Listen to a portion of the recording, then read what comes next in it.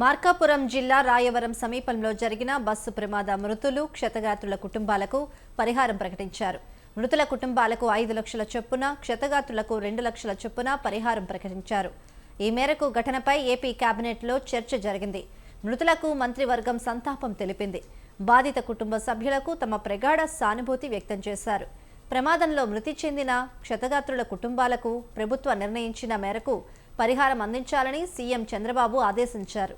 బాధితులకు అందుతున్న వైద్యాన్ని పర్యవేక్షించాలని మంత్రులకి అధికారులకు సూచించారు.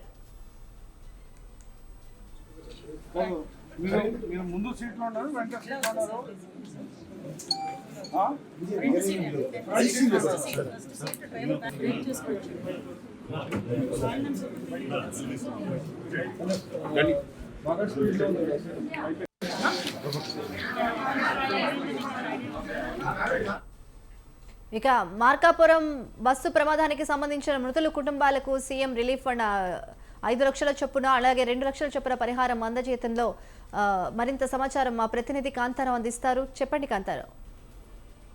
ఏదైతే మార్కాపురం బస్సు ప్రమాద బాధితులకైతే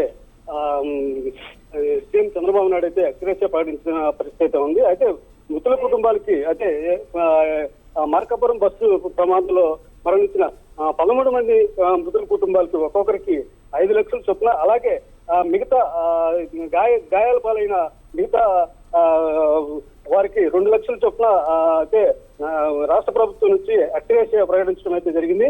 అలాగే కేంద్ర ప్రభుత్వం కూడా 2 లక్షల రూపాయలు అయితే ప్రకటించిన పరిస్థితి అయితే ఉంది. అయితే ప్రకాశం జిల్లాకు సంబంధించి అదే వైఎస్ఆర్ పార్టీకి సంబంధించి ప్రకాశం జిల్లా అధ్యక్షుడు అలాగే దర్శి ఎమ్మెల్యే బూచపల్లి శివప్రసాద్ రెడ్డి కూడా మృతుల కుటుంబాలకి 1 లక్ష రూపాయల చొప్పున ఎక్స్రే మామూలుగా ప్రమాద వశాత్తు వారికి విరాళం అయితే అందించడం అయితే జరుగుతుంది. అలాగే వీరికి ఈ గాయపడిన ఎవరైతే ఉన్నారో వారికి మెరుగైన వైద్యం అందించేందుకు ఇటు సీఎం కూడా అక్కడున్న మంత్రులకైతేమి అక్కడున్న వైద్య సిబ్బందికైతేమి పలు సూచనలు అయితే చేసిన పరిస్థితి అయితే ఉంది. అయితే వారికి ఎలాంటి ఇబ్బందులు కలగకుండా మెరుగైన వైద్యం అయితే అందించాలని తెలిసిన పరిస్థితి అయితే ఉంది. అయితే గాయపడిన వారిని అక్కడి నుంచి ఒంగోలు ప్రభుత్వ హాస్పిటల్కి తరలించిన పరిస్థితి అయితే ఉంది. అలాగే అక్కడి నుంచి కొంతమందిని ఇక్కడ నర్సరాపేట అక్కడ అయితే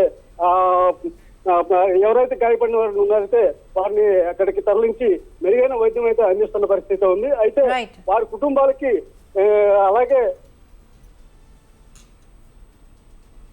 రైట్ కాంతారావు, థ్యాంక్ యూ.